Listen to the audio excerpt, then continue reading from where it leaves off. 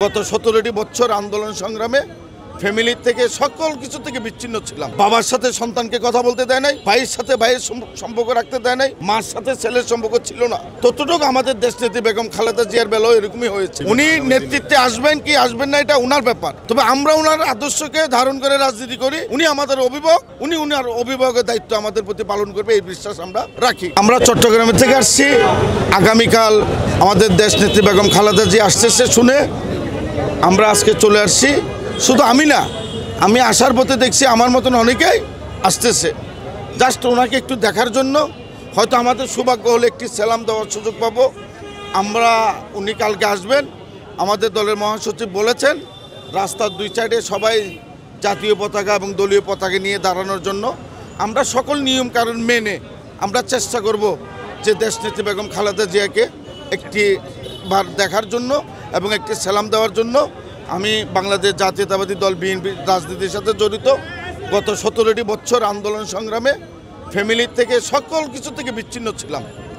এই রাজনীতিতে বিগত দিনের স্বৈরাচার সরকার বাবার সাথে সন্তানকে কথা বলতে দেয় নাই, ভাইয়ের সাথে ভাইয়ের সম্পর্ক রাখতে দেয় নাই, মার সাথে ছেলের সম্পর্ক ছিল না।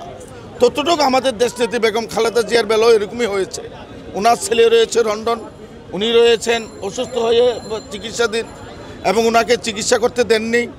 আজকে আপনারা দেখছেন যে উনি চিকিৎসা পাওয়ার পর ওনার অনেক শারীরিক অবস্থাটা অত্যন্ত ভালো দেখা যাচ্ছে। উনি আবারও নেতৃত্বে আসবেন বা উনি নেতৃত্বে আসবেন কি আসবেন না এটা উনার ব্যাপার, তবে আমরা ওনার আদর্শকে ধারণ করে রাজনীতি করি।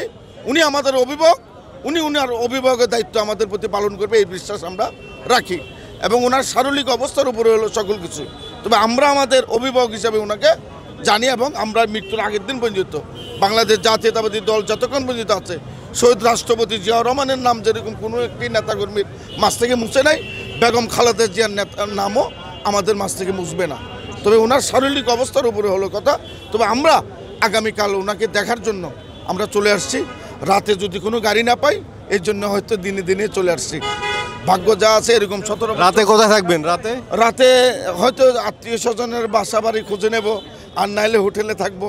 তবে আশা আছে যে এয়ারপোর্টের টাইম মতন যে হাজির হবো, আল্লাহ যদি আছে।